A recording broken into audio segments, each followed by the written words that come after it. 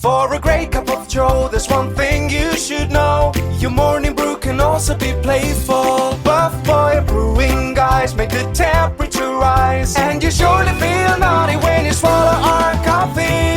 If you want some real heat, give your mouth a fine treat. You will want some more, rest assured. Buff Boy Brewing, you can't get enough of. It's time for The Scribble, your weekly fix of celebrity chats, bizarre stories in the news, and basic random chatter with best-selling author and syndicated radio host Jeremy Bradley. Make sure your seat is in the upright and locked position and your barf bag is securely in place. Here's Jeremy Bradley. Thank you very much, Larson. Jeremy Bradley here. This is The Scribble. Thanks for tuning in at thescribbleshow.com and on SoundCloud and iTunes. And Happy New Year to ya. We are live on this January 4th, 2019, as I've got something in the corner of my mouth there that's getting in the way. There we are. I hope you had a great holiday season.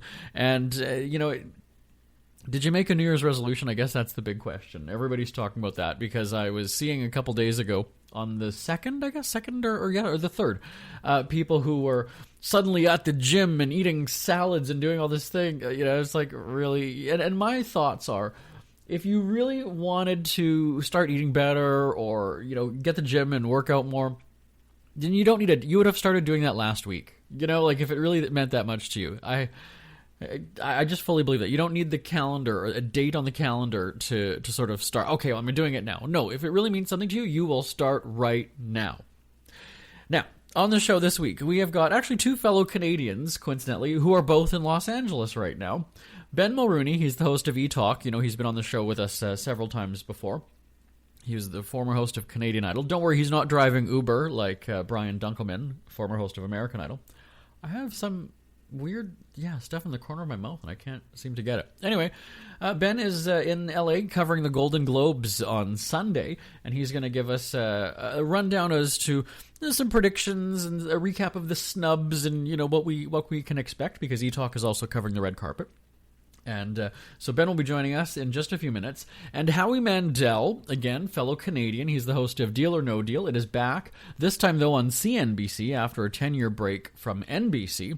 And there's a few changes this year where apparently there's a female banker. I don't really know. I've watched the show. It's still a silhouette kind of pacing back and forth. But in the Me Too movement days and female equality, well, Deal or No Deal has a female banker. I don't know what the significance is, but maybe I'll ask Howie and we'll find out. So feel free to give me a shout. It's always awesome hearing from you. Did you make a New Year's resolution, and what happened during your holidays? Email me live@jbonair.com, live@jbonair.com. Now, I'll just quickly tell you about my holiday season. The Christmas, we have a few days of Christmas. Christmas Eve, Christmas Day, Boxing Day, which is the 26th for Canadians, and then we do something else with my mom's side of the family on the Saturday. So we really do. I say we're practically Jewish. We do that many days. But it's lots of togetherness. This year, last year, a little bit different, was that I do have a relative who's in hospital, in palliative care, and so, that signifies the end is near. And you don't want to think that, right? You want to hope. But you also have to be realistic when it comes to something like that. So on Christmas Eve, my parents and I went to visit her in the hospital, and I hadn't seen her for a while. Again, I don't want to identify, is she a cousin or aunt or, I don't want to, but just it's a female relative. And I hadn't seen her for a while. She hasn't come to family get-togethers in a while. Understandable. She wasn't feeling well. She's going through chemo and a bunch of other things. And so this was my first time seeing her in quite a few months. And I have to say that it's shocking when you see somebody, and I don't mean this disrespectfully, when you see somebody withering away. Do you know what and this is a family member. Love her. I am not saying anything. And so I'm not going into a sad story. This is actually launching into a good story, in case you're wondering if this has taken a turn for the worse 4 minutes into the show. So we go there. It's about 8 p.m. or so, and just her husband is there, and Miracle on 34th Street is on the TV. And so, we're kind of, and she's talking very softly. She's speaking very softly. And I know this relative as being a loudspeaker, somebody who's, and it was just different. And I almost wanted to go and say, like, come on, talk louder, just because that's not you. And I felt so bad. So I sat down beside her. She wasn't laying in bed. She was sitting upright in a chair. I sit down beside her. Oh, how are you? Long time no see. And right away, she hands me the little, like, plastic sort of Dixie cup that she's got. Not Dixie cup, but yeah, the little Dixie cup that she's got in front of her. And she's like, here, have some of this. And I thought it was ginger ale. Turns out she's got a glass of wine there. And so I was just like, you've got wine here in the hospital. And so we were told, though, that it's like, what the doctor said, whatever, right? It was basically like a shot glass of wine. It's not like she's downing an entire bottle. And even then, she didn't even finish it. But it's like, you know what, though? Have it. Have at her. Have that glass of wine. Rock it, girl. Just go out, celebrate. And so what ended up happening when we were there for probably about 2 or 3 hours, we actually got in trouble for being too loud. We were shushed at one point. And she even said, what are they going to do, kick me out? We had a great time. She's the type of person who will say, you know what? Piss off. This is not a sad time. You are not here to mourn me. You're not here to be, somber. And so let's have a laugh and let's annoy the hell out of everyone else because we're having such a good time. And that's just how my family is. And so to me, I think that was probably the most fun at Christmas. Now, of course, on the way home, I went to my parents' house after. Of course, you can't help but think, this is likely her last Christmas, right? So the reality then sets in. But we had such a good time laughing, and that's really what the holidays are about. So I realized that at the 4-minute mark, this story was sort of turning into a sad tale. But no, we had so much fun, and she's a fighter, so I know that she's gonna be okay. Then fast forward to Christmas Day at my parents' house, where my brothers, their wives, and their kids all converge, and we have the turkey dinner, and we do all that other stuff. My brother had called me a few days before and said that he was getting his son, who's 10 years old, a cell phone. And he was asking me, because, I'm a BlackBerry user. BlackBerry's been a long-time sponsor on our syndicated radio shows.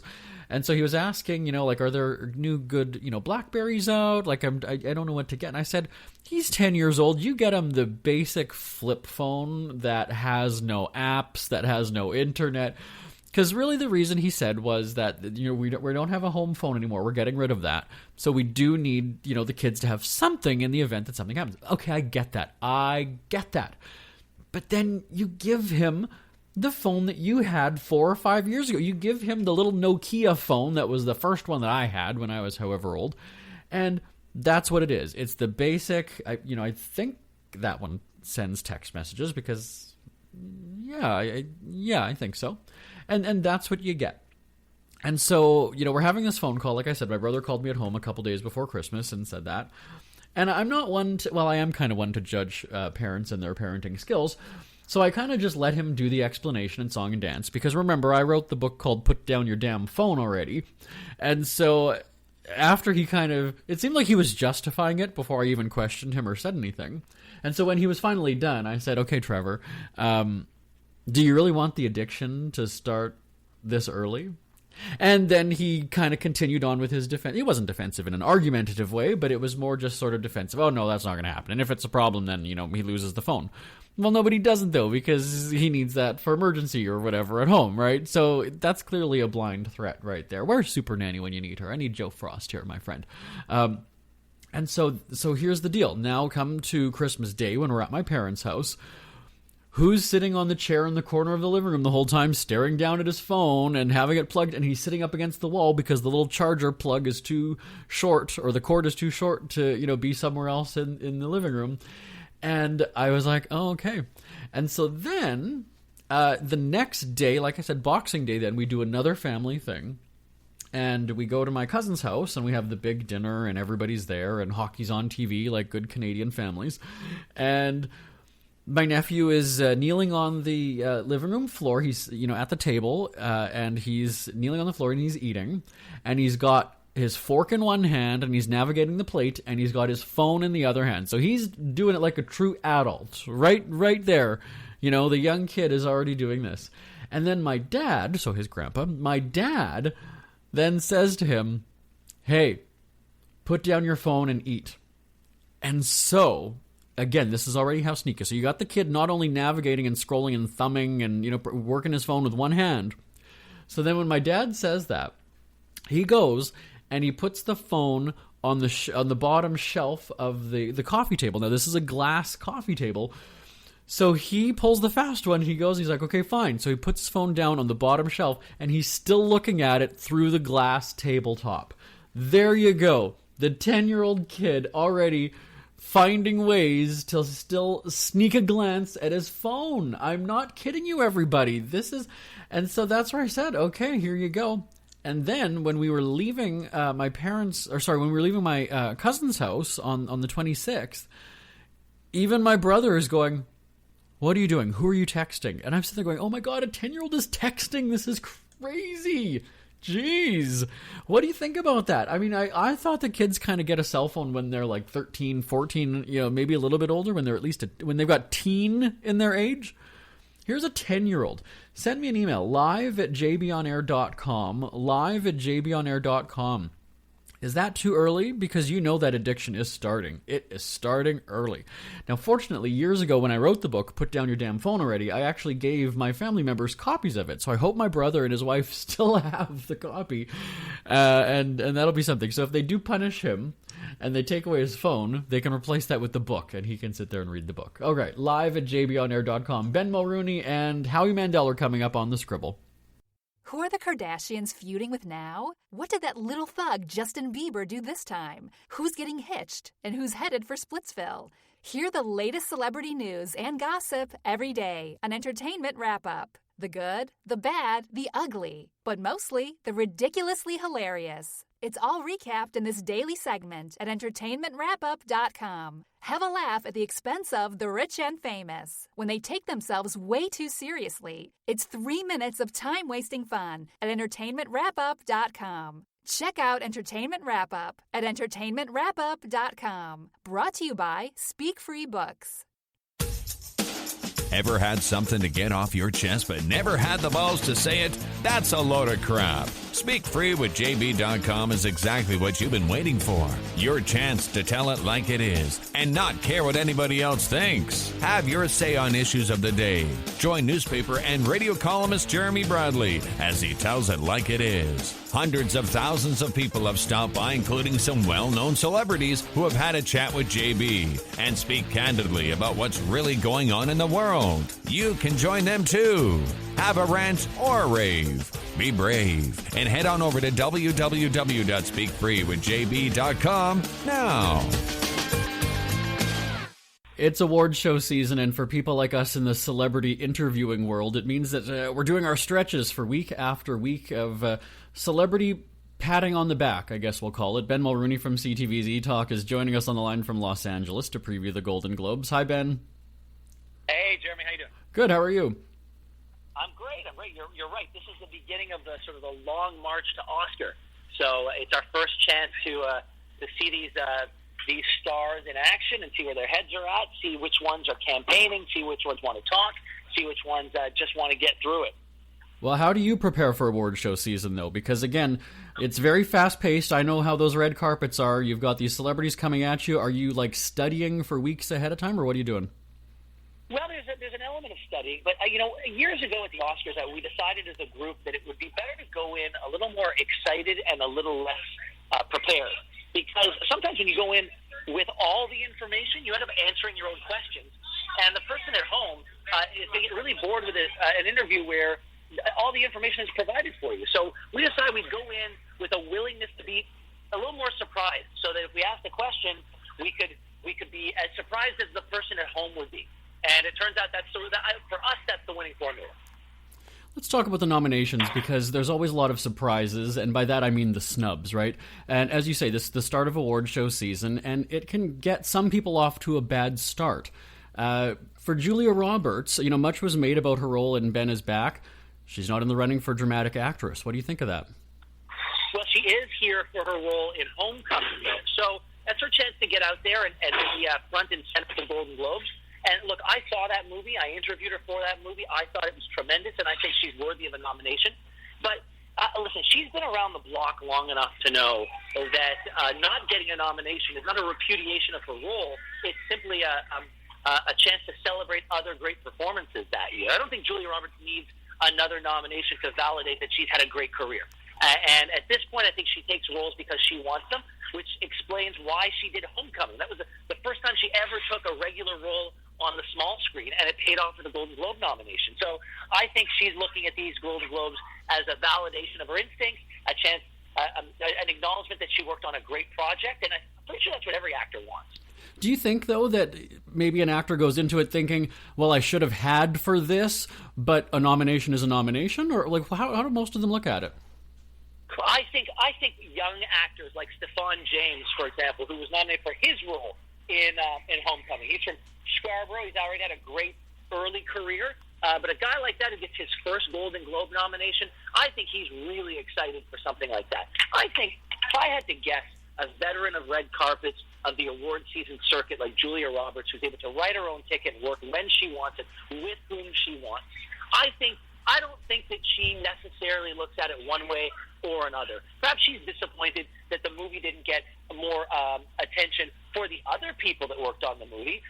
She might be disappointed on behalf of the other people who worked very hard on the movie, but I don't think it makes much of a difference one way or another for her.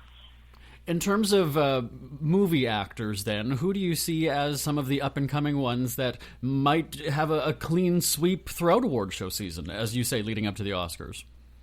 Well, look, I'm normally terrible at making predictions as to who's going to win, but I'm pretty good at guessing who could get a nomination. And I would be shocked, absolutely shocked, if Lady Gaga didn't run the table on nominations and probably wins. I really think that it's her. It's hers to lose in the Best Actress category all the way to Oscar. What she did is incredible. And I think, a lot of people are worried for her that maybe the movie peaked too soon. I think that movie sits with people and it stays with people and it lingers and it's something that you can't shake. And I don't think that it could have been released too early because I personally feel that movie's still with me. So I anticipate that she's going to be out front and center at these Golden Globes, working really hard to remind people that the movie is still around, and I think she's going to be going home with a lot of hardware this year. Let's talk about the battle of the music movies, Bohemian Rhapsody and A Star is Born. Normally these are in the musical/comedy category. They're in drama, though, right? Well, yeah, listen, I can understand the logic. They're not musicals per se. Right. It's not like people break out into song. Mm-hmm. The song is organic to the storytelling, and it's not like Mary Poppins, for example. So I get that, but the music is central to these things, right. And so I get that. I think the Golden Globes have done a good job, I think, at recognizing that there are different genres of film that need to be celebrated differently, but they've also been pretty bad at picking those movies in the past. I think sometimes the Golden Globes look at who's in the movie and who they can get to show up at their party before looking at whether or not the movie is a good one. Mm-hmm. I think a few years ago, I think they invited Angelina Jolie and Johnny Depp because they were both in The Tourist and nominated that. Nobody put that on their list of good movies of the year, let alone award-worthy movies of the year. Mm-hmm. Let's shift to TV. Atlanta not up for Best Comedy. Handmaid's Tale, which won Best Drama last year, isn't in the running. Westworld not in there. What do you think of the category this year, though? Well, listen, the only explanation is that there's just too much good TV out there. Yeah. Simple as that.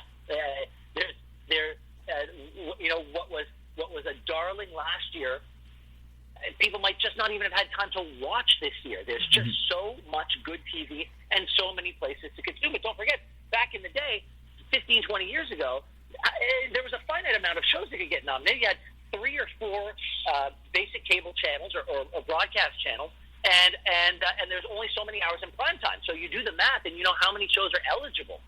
Now there is an infinite number of possibilities, and there's just so much out there that, just because Atlanta isn't in the running, it just means something else came out to pique people's interest. Right. Right. Oh, and also This Is Us out, and Sterling K. Brown, I guess, too, right? Well, yeah, but Sterling K. Brown is out. It gives the possibility for a guy like Richard Madden to show what he can do in Bodyguard. Right. I mean, this is these are, and now he's in the running because he was so good in that show. He's now in the running to possibly be the next James Bond. I mean, I find this churn and this turnover to be so exciting because the introduction of these new stars is happening at such a fast rate. Who knows who we'll be talking about next year? Right. And you're not good at predictions. That you said it, but so we said Gaga. Who else, if you were to say, would be a front runner? Whether that's a title, maybe we'll do a sweep, or an actor. Who are you watching for? Well, look, I really hope, and I'm not saying this is going to happen, but in the comedy best film comedy category, I think it's a long shot, but I'd love for Crazy Rich Asians to win. Mm-hmm. I think this movie, it's a perfect romantic comedy, and the cultural relevance of it can't be overstated. How important it was, not only for the Asian American community, but just for Hollywood in general, the health of Hollywood, to see how successful a film like that could be. The cast was perfect. The story was perfect. There was no lull in the storytelling. To me, it's a perfect film, and so I don't know if it'll win, but I hope it does. And finally, just a couple days ago, the story broke that former Idol host Brian Dunkelman is driving Uber. What are your thoughts? He shouldn't have quit. He should have stuck it out, man. If that's in fact happening, listen, that's what he wants to be doing. I didn't hear the story, so I don't know. But okay, maybe he should have quit. Maybe he shouldn't have quit. Exactly. Well, you know what? He's providing for his family, and that's what matters. So we can't knock him.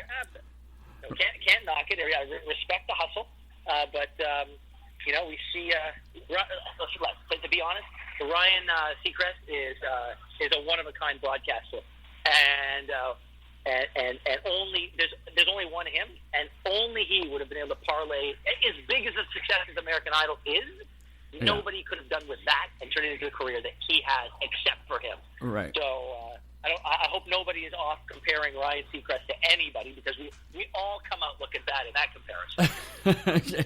From first-hand experience, those comparisons, I know, right? I do. And he's a gentleman, too, if I could say that. Having spent some time with him, he is he's nice to everybody. And he doesn't have to be nice to anybody. Right. You talk about the hustle. I know you're hustling all over the red carpet, especially during award show season. So eTalk has the Golden Globes covered Sunday and Monday, and of course CTV has the Globes, right? CTV has the Globes, indeed. We have, so on Monday, we were going to have everything from the winners, the losers, the red carpet, and everything that happened backstage and after the show. It's one of our favorite shows of the year. We're working on all of our questions for the red carpet that you'll see on Monday's show. We're going to have some surprises, some really great access to some really great stars. And I think what's really fun is Danielle and I love these movies, and we love these TV shows, and we love trying to create moments with these stars for everybody to enjoy. And we've had success in the past. I know we're going to do a great job this time, too. And I can't wait. We'll be watching. Thanks for joining us, Ben Mulroney from Los Angeles. Thanks, my friend. Appreciate it. Isn't it crazy that you wait for payday, but before you know it, you're strapped for cash again? It's time to stop blowing your money and become a smart spender with the book, The Official Guide to Being an American Cheapskate, at cheapskatebook.com. Learn simple ways to cut costs at home every day and during special times of the year. Don't go broke at Christmas. Don't remortgage the house for a fancy vacation. The book is filled with tips to save you money throughout the year. Check out the best-selling book, The Official Guide to Being an American Cheapskate, at cheapskatebook.com or on Amazon and iTunes. Deal or No Deal is back, this time on CNBC. Host and, fellow Canadian Howie Mandel is joining us to talk about the show's return. Hi, Howie. Hi, how are you? Good, thanks. How are you? I seem to be okay. I'm not an expert. Good. So, the show was a huge hit, which was, I guess, about 10 years ago or so, right? Yes, and now we're back on CNBC. And, judging from the numbers and the people watching, it seems to be a hit again. If it's good, if it ain't broke, don't fix it. And like many people, myself, I've been scraping and clawing and trying to make my way back. And, I know people were watching the reruns and people were playing the machines in the arcades. And I said, it's time for this show to come back, and it turns out that I was right. People are tuning in, people are watching, people are screaming at the TV, people are tweeting along with me at Howie Mandel, and Wednesday nights, all brand new episodes on CNBC. CNBC is my hero now for allowing me this opportunity to do it again after 10 years. It's kind of cool because we are in that time right now when everybody's favorite shows are coming back. Did you see this happening? Obviously, you wanted it. You've been, campaigning for it, as you say. But did you imagine Deal or No Deal would be back? I've been trying, and I've been working for Italy for the 10 years to try to. But it was a surprise to get the call from CNBC and say, we think that this is a perfect home for the show that you did 10 years ago, and they couldn't be more right. The network and the channel, it is a money network, an economy network, a learning network, and now they're tweaking it, and it's become more of an entertainment network also in prime time, with Shark Tank and The Profit and their entertainment shows. But it still has that takeaway, and it's a show where you could sit there whether you're 5 or 95 with the entire family, and you don't have to know anything about economy or money or game rules or anything. You could just mindlessly watch somebody choosing cases, and hopefully that their luck is with them, they're not greedy, the timing is right, and they could walk out of there with $1 million. I remember playing along with my family at home. We each pick a number. I'm sure everybody does it when they're watching, right? Okay, number 12, and then that's what you root for. But, as you say, there's arcade games. Really, Deal or No Deal didn't go away. There's lottery tickets, there's slot machines. I know your comedy show you play at casinos. It really hasn't gone away at all, has it? No, it's a brand that everybody understands, people grew up with, people remember, people watch, and people like to play. So it hasn't gone away, but in this incarnation, it is back bigger and better and brighter than ever. I love the stories about people who are down on their luck, need the money, and then win big, life-changing wins. Can you give us a sneak peek about what's coming up this season?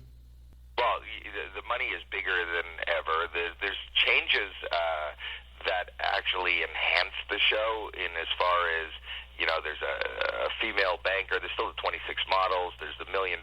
But ultimately, it was just a game of luck. But now we've given the player a little more control. They have an opportunity once in the game to counteroffer and negotiate.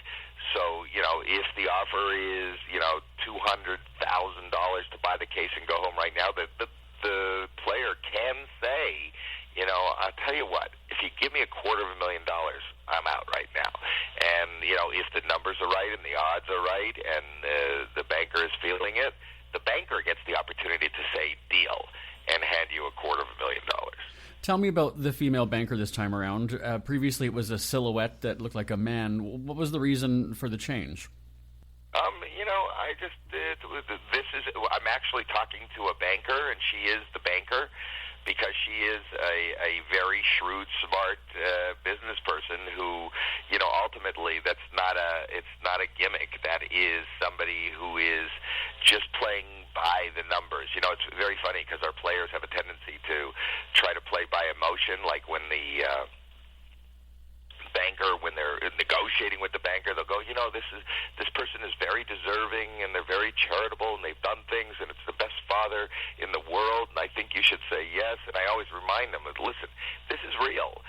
This is a real banker. If you walked into a bank in anywhere in America and asked for a loan or asked for them to do business, you don't get anything because you're nice. You don't get anything because you're deserving. You get something because it makes good business sense. It's strictly by the numbers. So she is a very shrewd, legitimate business person. Yeah, and one thing you should never do is go into a bank with a briefcase and say, fill it up with money, right? You don't want to do that. I wouldn't, but who am I to tell other people what to do? We had a question sent in from a listener, and I think I've heard you answer no to this before. Do you know which case has the $1 million before it's opened, and do the models know what they have? Nobody knows, not even the executive producer. Nobody knows what they have. Since that movie Quiz Show, which was about the debacle of somebody cheating on a quiz show in the 50s, the rules of game shows in America changed drastically. And, we have a third party to make sure everything is on the up and up that randomizes the cases and loads the cases and the prospective number to the models.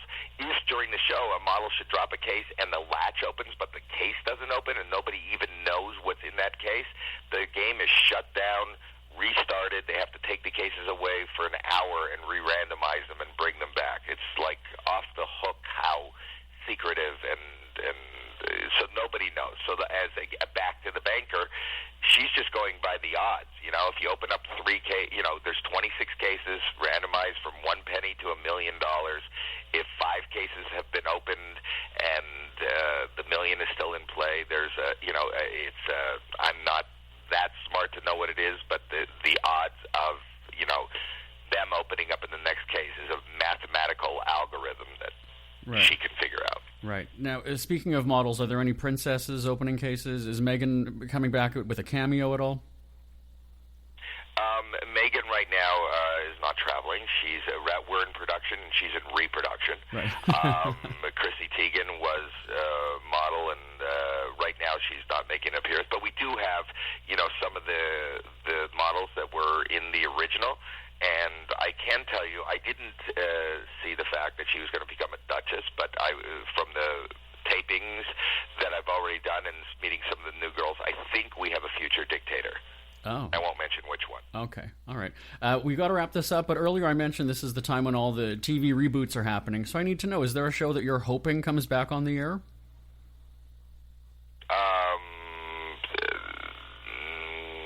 No. Oh, all right. No. I don't. I'm just thrilled that this one is back. And, I would love to reboot Bobby's World maybe one day. Yeah. When I have a moment. That's what I was hoping for. All right. Well, Deal or No Deal, it's back on CNBC, and it airs Wednesdays, right, Howie? Yes. All right. And new episodes Wednesdays. Oh, we're waiting for it. NBC, and tweet along with me at Howie Mandel. Will do. Howie Mandel, thanks for joining us today. Thank you. We hear you chirping. Get scribbling. Tweet up the Scribble at The Scribble Show. Join the discussion with Jeremy Bradley. It's all going down right now on Twitter at The Scribble Show and at thescribbleshow.com. Jeremy Bradley here, back on The Scribble, and we are over time. We're almost 2 minutes late. They let me go a little bit long today. Feel free to give me a shout anytime. It's always awesome hearing from you. Live at jbonair.com is the email address. Thanks to Howie Mandel, Ben Mulroney. And Monday is the kickoff to The Bachelor. I live tweet it every Monday at Jeremy D. Bradley. At Jeremy D. Bradley. I'll talk to you next week on The Scribble. Bye-bye, everybody. Want more Scribble? Check out thescribbleshow.com for past shows, celebrity interviews, cheapskate tips, and more. That's at thescribbleshow.com and on Twitter at The Scribble Show. The Scribble is a speak-free media presentation. If you want some real heat